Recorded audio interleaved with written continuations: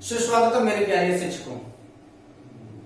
दोस्तों, आज हम लोग बात करने वाले हैं पर्यावरण शिक्षण, जो कि आपके सीटेट का एक महत्वपूर्ण भाग है, जिससे आपसे 15 क्वेश्चन आपके सीटेट में पूछे जाते हैं।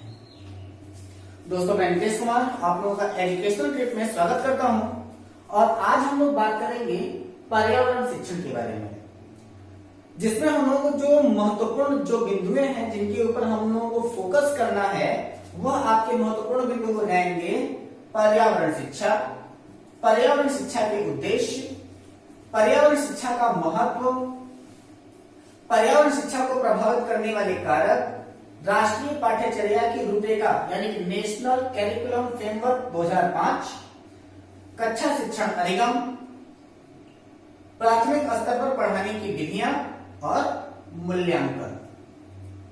यह आपके जो महत्वपूर्ण बिंदुएं हैं, इन्हीं महत्वपूर्ण बिंदुओं से आपके सीटेट के एग्जामिनेशन में बार बार प्रश्न पूछे जाते हैं। तो सबसे पहले हम लोग आज जिसके बारे में बात करना स्टार्ट करेंगे वो होगी हमारी पर्यावरण शिक्षा। ठीक है, आइए देखते हैं। दोस्तों, सबसे पहले जब हम लोग पर्यावरण शिक्षा की बात कर रहे हो तो हम लोगों के लिए सबसे ज्यादा इंपॉर्टेंट ये हो जाता है कि आखिर आपका जो पर्यावरण शिक्षा है या फिर जो हमारी शिक्षा है, उस शिक्षा को प्रदान कैसे किया जाए। क्योंकि हमारे पास जो शिक्षा होती है, उन सारी शिक्षा में जो वर्तमान समय का हम लोगों का पढ़ाने की जो विधियां हैं, वो हमारे हिसाब से अगर कहा जाए तो पूरी तरीके से गलत है। इसे सुधारने की कोशिश एनसीएफ सन 2005 ने किया, लेकिन एनसीएफ सन 2005 के द्वारा जो हम लोगों के लिए बताया गया, उसका हम लोग अभी भी सही प्रकार से अनुकरण नहीं कर रहे हैं। जैसे आप लोग अगर इस बात को देखें तो एनसीएफ यानी कि नेशनल करिकुलम फ्रेमवर्क सन 2005 की दो महत्वपूर्ण बातें हैं। पहली महत्वपूर्ण बात यह है कि बच्चों को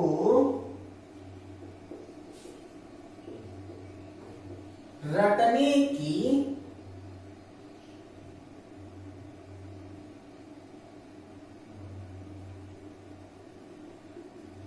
प्रवृत्ति से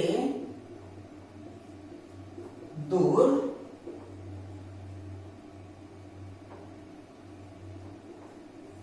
रखेंगे, और दूसरी बात जो है वह आपका क्या करेंगे कि बच्चों में स्वयं खोजकर सीखने की क्षमता का विकास। ठीक है, तो बच्चों में क्या बात आ जाती है आपकी कि बच्चों को रटने की प्रवृत्ति से दूर रखेंगे और बच्चों में स्वयं खोज करके सीखने की क्षमता का विकास, यानी कि बच्चे स्वयं पढ़ें, समझें, प्रयोग करें और उसके द्वारा जो निष्कर्ष निकले उसके द्वारा वो सीख सके कि उन्होंने क्या पढ़ा हुआ है।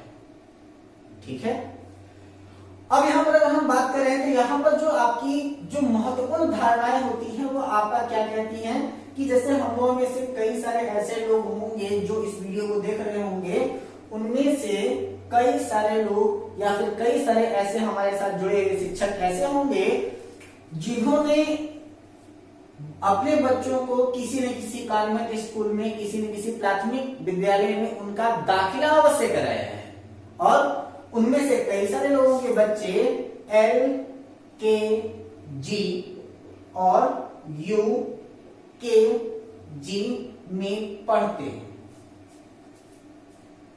और हमारे लिए सबसे बड़े आश्चर्य की बात क्या है कि हमारे बच्चे LKG UKG में पढ़ते हैं और हमें पता ही नहीं होता कि यह जो आपका LKG है और ये जो हमारा UKG है, इसका फुल फॉर्म क्या है। What is the full form of LKG and UKG?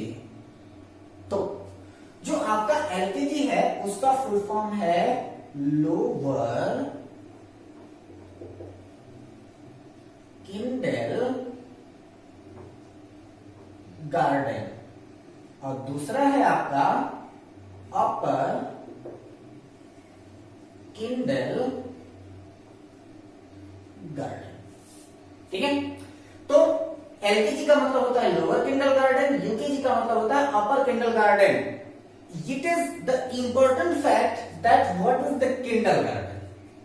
तो किंडल गार्डन शिक्षण की एक विशेष पद्धति है जिसे हम लोग कहते हैं खेल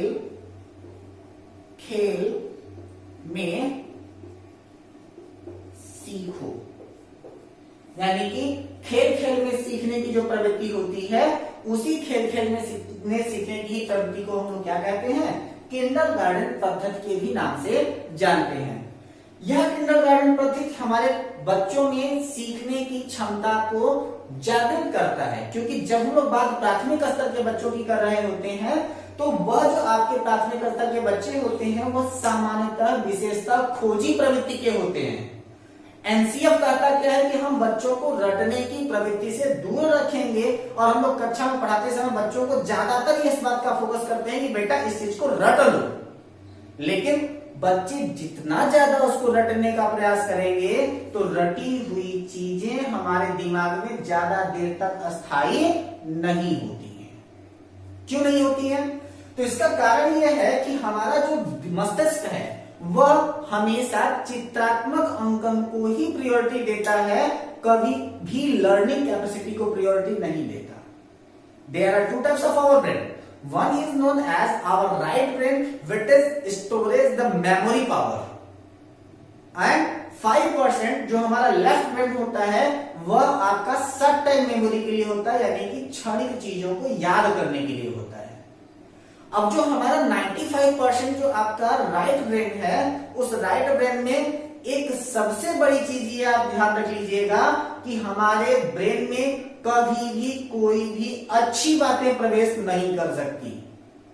किताबों में आप जितना भी ज्यादा आप याद करने की कोशिश करेंगे तो किताबों में लिखी हुई सारी की सारी चीजें वह क्या है, वो सबके सब अच्छी बातें लिखी हुई हैं, उनको आप पढ़ोगे भूलोगे।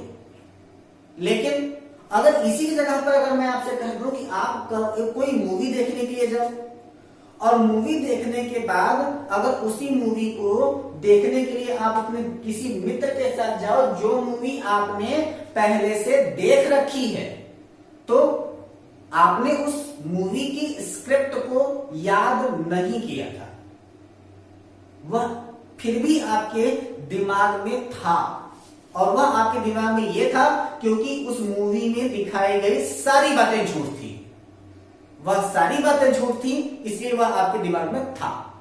एक डेमो आपको दे देते हैं।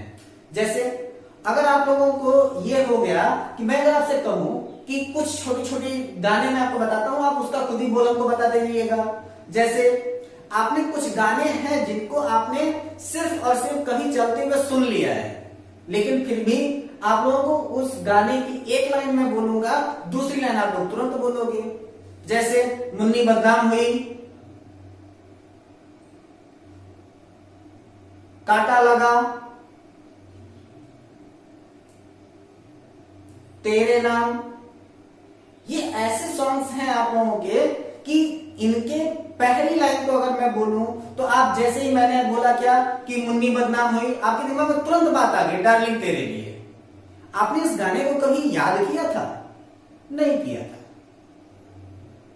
फिर भी वो चीजें हमारे दिमाग में याद रही, वह इसलिए क्योंकि उसकी बताई गई हर एक बात झूठ थी। So our brain is capture that all the things which are wrong, जो गलत है उसको हमारा दिमाग बड़े आसानी से कैप्चर करता है। लेकिन उसी जगह पर अगर हम किसी भी चीज को पढ़ते जाएं तो उन सारी चीजों को हम लोग ज्यादा देर तक याद नहीं रख सकते। याद कैसे रख सकते हैं? तो that we are capture that all parts by the imagination, because all the words are related to each other. जितने भी शब्द हैं हमारे पास, जितनी भी चीजें हैं, they are only founded in the two ways, one is known as number and other one is known as word. किसी भी चीज को हम लोग वर्ड और नंबर में कन्वर्ट कर सकते हैं। और अगर इसका एक डेमोन्स्ट्रेशन देखना हो तो जैसे अगर हम लोगों के सामने कोई भी ऐसी प्राचीन भाषा लिखी हो जिसका कोई मतलब हमको ना पता हो, तो इस भाषा में यह हमारे सामने क्या लिखा हुआ है, हमसे क्या मतलब है भाई। अगर ये कोई वास्तविक भाषा भी लिखी गई होगी तो इस वास्तविक भाषा का हमारे जीवन से कोई संबंध नहीं। क्यों नहीं संबंध? क्योंकि हम इसके बारे में नहीं जानते। और जब हम इस भाषा के बारे में नहीं जानते तो इस भाषा का किसी भी प्रकार का चित्र का अंकन हमारे मस्तिष्क में नहीं होता है। ठीक है। अगर इसी की जगह पर अगर हमने कुछ बातें रखी कि Ram is a good boy, second आलोक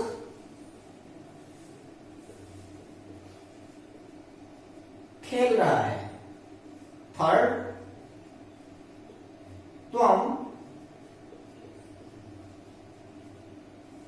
पुस्तकम पठत। तीन भाषाएं, पहली अंग्रेजी है, दूसरी हिंदी है, तीसरी संस्कृत है। हम लोग बड़े आसानी से इसको देख करके आसानी से बता सकते हैं कि यह कौन कौन सी भाषाएं लिखी गई हैं, क्योंकि इन सभी भाषाओं का हमने अपने दैनिक जीवन में अनुप्रयोग किया है। और जब हम इन भाषाओं का अपने दैनिक जीवन में अनुप्रयोग कर रहे होते हैं तो किसी भी एक शब्द को बोलने से पहले, लिखने से पहले उनका हमारे मस्तिष्क पर चित्रांकन अंकन होता है। और यह जो आपकी भाषाएं हैं वह तीन प्रकार से इंडिकेट की जाती हैं। पहले तो हम लोग कहते हैं भावात्मक, दूसरे को हम लोग कहते हैं चित्रात्मक और तीसरे को हम लोग कहते हैं मात्रात्मक। कौन कौन सी? तो सबसे पहला है आपका भाव, भाव के बाद है आपका चित्र और चित्र के बाद है आपकी मात्रा। ठीक है। तो भावात्मक पक्ष, चित्रात्मक पक्ष और मात्रात्मक पक्ष। क्या कह रहा है ये कि जैसे ही अगर हमें कोई भी एक शब्द दिया जाए लिखने के लिए और हमसे कहा जाए कि हम लिखें क, ठीक है, तो जब हमने क बोला लिखने के लिए तो वह हमारा भावात्मक पक्ष था। जैसे ही आपने उसको लिखने के लिए सोचा तो क का चित्र आपके दिमाग में उभरता है कि क लिखा कैसे जाएगा। तो उस क का जो चित्र उभरा वह हमारा चित्रात्मक अंकन है। और जैसे ही उसको हमने कॉपी पर लिख दिया वह हमारा मात्रात्मक अंकन हो जाता है। अब यह तीनों विधाएं एक साथ कैसे आती हैं? तो इन तीनों विधाओं के लिए अगर हमको क लिखना हो तो बचपन में हम लोग प्राथमिक विद्यालय में बच्चों को यह बताते हैं कि क कैसे लिखा जाता है। क लिखने के लिए हम लोग क्या करते हैं? तो सबसे पहले हम लोग कहेंगे क्या, बच्चों से कहेंगे कि बेटा मुर्गी का अंडा, गांधी जी का डंडा, कुत्ते की पूंछ, भगत सिंह की मूछ, बन गया क। यही करते हैं ना। अब जब हम लोग मुर्गी का अंडा, गांधी जी का डंडा, कुत्ते की पूंछ और भगत सिंह की मूछ बना करके अगर हम बच्चों को क समझाते हैं तो क से संबंधित शब्दों के भी बारे में बताते हैं कि आखिर बच्चे इस क शब्द को पहचानेंगे कैसे। क्योंकि वहां पर हम लोगों को बच्चों के सामने क्या बताना होता है कि उन सारी चीजों का चित्र उनके दिमाग में स्पष्ट हो। और उन चित्रों को स्पष्ट करने के लिए हमने क्या कहा कि सबसे पहले क का निर्धारण किया। और उस क को निर्धारण करने के लिए हम लोग करते क्या है कि इसकी अभिव्यक्ति की विवेचना करते हैं कि आखिर यह क है क्या।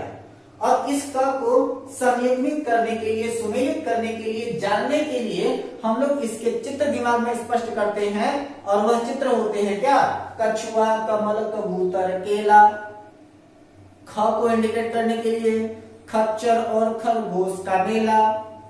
ग के लिए गणपति का गाओ गुणगान। ख के लिए घड़ी लगाकर चला किसान। तो जैसे ही किसी ने हमें क बोला तो हमारे दिमाग में तुरंत वह बात छपती है कि क का मतलब क्या है भाई? तो क का मतलब पक्का है कि कछुआ होगा, कबूतर होगा, केला होगा। तीनों के शब्द पहले क्या है? क है। तो हमारे सामने क को इंडिकेट करने के लिए हमारे आंखों के सामने जो चित्र आता है वह कछुआ का होता है, कमल का होता है, केला का होता है, कबूतर का होता है। जैसे ही ख की बात की गई हमारे सामने खच्चर और खरगोश आ जाते हैं। जैसे ही घ की बात की गई तो घड़ी की घ के लिए घड़ी की बात हो जाएगी, ग के लिए गमले की बात हो जाएगी, गणपति भगवान का, गणेश भगवान की चित्र हमारे सामने आ जाएगा। तो वहां पर जब हम किसी भी चीज को बोल रहे होते हैं तो बोलना हमारा भाव है, उसको समझना हमारा चित्र है और उसको लिख देना हमारी मात्रा है। तीन महत्वपूर्ण बातें। जैसे हम इनका भाव, चित्र और मात्रा के साथ इनका हम अंकन करने में सफल हो गए तो इन तीनों के सफल होने के बाद फिर हम लोग समझना स्टार्ट करते हैं कि आखिर हमारी परिचर्या यानी कि पर्यावरण शिक्षण में इसकी क्या महत्वपूर्ण भूमिका हो सकती है। तो चित्रात्मक, मात्रात्मक एवं भावात्मक अंकन का हमारे पर्यावरण के साथ क्या संबंध है? तो पर्यावरण कहता क्या है कि परिधन आवरण बराबर पर्यावरण। मतलब तो परि का मतलब होता है चारों तरफ और आवरण का मतलब होता है घेरा, और हमारे चारों तरफ जो घेरा होता है उसी को हम लोग क्या कहते हैं? पर्यावरण कहते हैं। और इस पर्यावरण के अंतर्गत हमारे आसपास पाए जाने वाले समस्त भौतिक तथ्य, समस्त भौगोलिक तथ्य, समस्त जैविक तथ्य, समस्त ऐतिहासिक तथ्य और उन सभी प्रकार के तथ्य जिनसे हम चारों प्रकार से घिरे हुए हैं वह हमारे पर्यावरण के ही अंतर्गत आते हैं। अब हमारा पर्यावरण ये कहता है कि जब हम पर्यावरण की शिक्षा दे रहे हों तो उस समय हमारा पर्यावरण क्या होता है? तो किसी भी बालक का पर्यावरण के साथ सीधा संपर्क अगर आप स्थापित करते हैं तो बच्चों के लिए पर्यावरण को समझना आसान हो जाता है। ठीक है, तो प्रश्न पूछा भी गया है कि अगर कभी भी किसी भी बच्चे को अगर हमें पर्यावरण समझाना हो तो हमें निम्नलिखित में से कौन सा उपाय करना चाहिए? तो किसी भी बच्चे को पर्यावरण के साथ सीधा संपर्क स्थापित करने के लिए हमें क्या करना पड़ेगा? बच्चों का पर्यावरण के साथ सीधा संपर्क स्थापित करना पड़ेगा। ठीक है, चलिए अब यहां पर हम लोग देख लेते क्या है कि जो आपके पर्यावरण है उनका सीधा संपर्क किस प्रकार से स्थापित करें। दूसरी सबसे बड़ी बात कि जब हम पर्यावरण शिक्षा की बात कर रहे हो तो पर्यावरण शिक्षा का नियंत्रण केंद्र क्या है? जैसे कक्षा जो होती है उस कक्षा में हम किस प्रकार से कार्य करें, किस प्रकार से शिक्षा दें कि हमारी कक्षा नियंत्रित हो। तो कक्षा का नियंत्रण क्या होता है? तो उसका हम लोग कहते हैं अनुशासनात्मक नियंत्रण।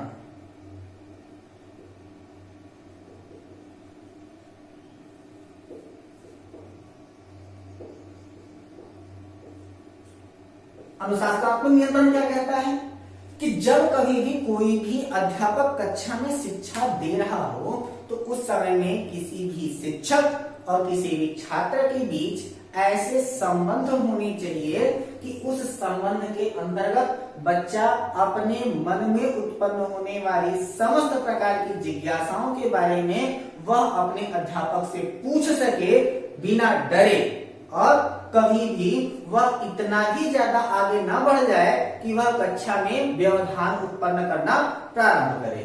इसके लिए एक छोटा सा प्रश्न पूछा गया था और वह प्रश्न है कि किसी बच्चे की, पूरे कक्षा के बच्चे की नहीं, किसी बच्चे की,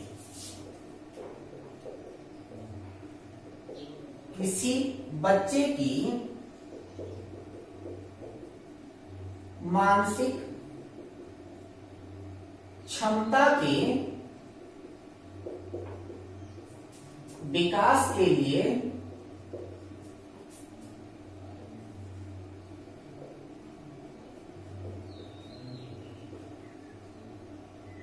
कौन सी विधि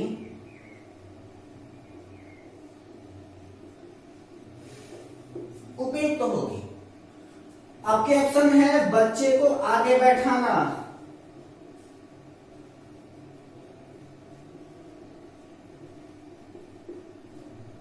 दूसरा बच्चे से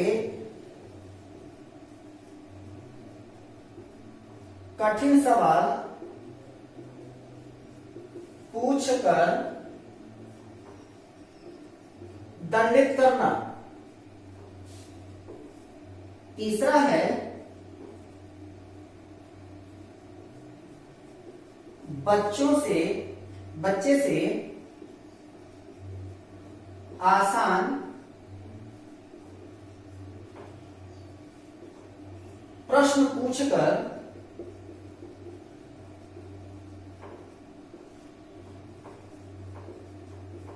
उत्साहवर्धन करना, बच्चे से बोर्ड साफ करवाना। ठीक है, अगर ऐसे प्रश्न आपके सामने आए तो आप सीधी सीधी बात बिना कुछ सोचे समझे ऑप्शन नंबर 3 को टिक करोगे, और वह होगा कि बच्चे से आसान प्रश्न पूछ करके उनका उत्साह वर्धन करना। ऑप्शन ये बिल्कुल गलत, सही ऑप्शन है बच्चे से बोर्ड साफ कराना। आखिर ऐसा क्यों? तो इनके बारे में हम लोग बात कर रहे थे कि किसी बच्चे की मानसिक क्षमता की विकास की बात हो रही थी, और किसी भी बच्चे के मानसिक क्षमता का बच्चे के किसी भी स्थान पर बैठने से कोई मतलब नहीं है। अगर बच्चा पढ़ना चाहेगा तो वह आगे बेंच पर बैठा होगा तब भी वह पढ़ेगा, सबसे पीछे बेंच पर बैठा होगा तब भी वह पढ़ेगा।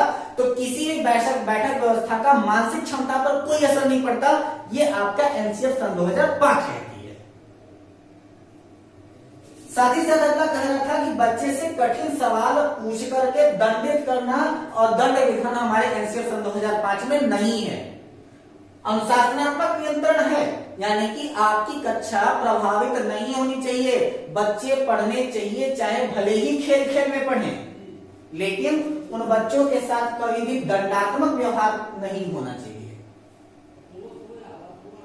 तीसरी बात आपसे कहा क्या रहा है कि बच्चे से आसान प्रश्न पूछ करके उत्साहवर्धन करना।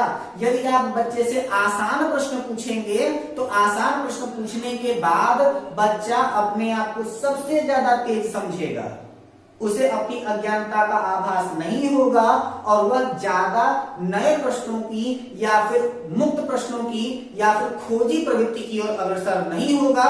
इससे उस बच्चे का मानसिक विकास कभी संभव नहीं है। लेकिन अनुशासनात्मक नियंत्रण को इंडिकेट कर रहा है आपका चौथा प्रश्न, चौथा ऑप्शन। वह क्या कह रहा है कि बच्चे से बोर्ड साफ करवाना। बोर्ड साफ करवाने का तात्पर्य क्या है कि जैसे आप लोग खुद जानते थे कि जब आप कक्षा 5 में थे या फिर छोटे बच्चे थे तो आपके अध्यापक जब आपका उपस्थिति भरने के लिए जब आपसे कभी भी पेन मांगते थे तो वहां पर उस अध्यापक को कई सारे पेन एक साथ दिए जाते थे।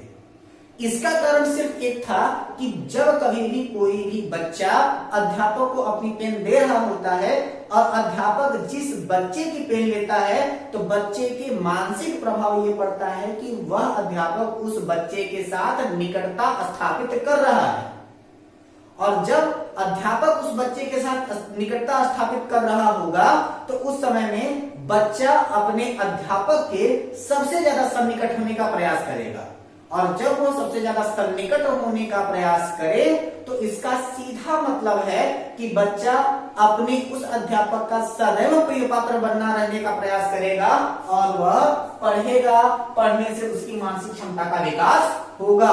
और यहाँ पर वही प्रिय पात्र बालक कक्षा के अनुशासनात्मक नियंत्रण में ही अपना सहयोग करेगा। इसलिए अगर हमसे एनसीएफ के आधार पर बात किया जाए तो आपकी एनसीएफ का आधार यह कहता है कि बच्चों से बोर्ड साफ करवाना गलत है, लेकिन अगर हमारे अनुशासनात्मक नियंत्रण का आधार अगर देखा जाए तो यह सारे के सारे आपके ऑप्शन गलत हो जाते हैं, और अनुशासनात्मक नियंत्रण का आधार बच्चे से बोर्ड साफ कराने की प्राथमिकता प्रदान करने लगता है। लेकिन अगर यहाँ पर बोर्ड साफ करवाने के जगह पर यहाँ जो आपका है बच्चे से आसान प्रश्न पूछ करके उत्साहवर्धन करना, इसकी जगह पर एक आसान की जगह पर एक छोटा सा शब्द होता कि बच्चे से मुक्त प्रश्न पूछ करके उसका उत्साहवर्धन करना, तो आपका सही ऑप्शन हो जाता बिल्कुल 3 नंबर। क्योंकि अब आपके प्रश्न मुक्त हैं, स्वतंत्र विचार के हैं, यानी कि आप बच्चे से किसी भी श्रेणी के स्तर के प्रश्न पूछ सकते हैं जो उनकी मानसिक क्षमता के अनुरूप हो, जो बुद्धि लब्धि का पालन करते हो। और अगर उस स्तर के प्रश्नों का अगर वह बच्चा सही जवाब देता है तो उसके सही जवाब देने पर उसका उत्साहवर्धन किया जा सकता है और उसके उत्साहवर्धन के फलस्वरूप वह मुक्त चिंतन की ओर अग्रसर होगा। अतः पर्यावरण शिक्षा यह कहती है कि बच्चे जो होंगे वह मुक्त शिक्षण की ही ओर अग्रसर हो।